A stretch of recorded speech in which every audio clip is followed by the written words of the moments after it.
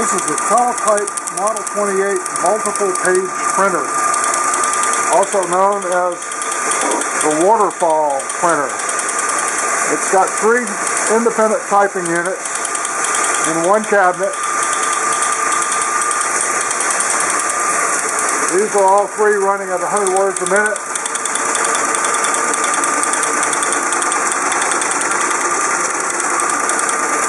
The middle one has a display that runs the paper up and over this, and then there's a reel on the back side.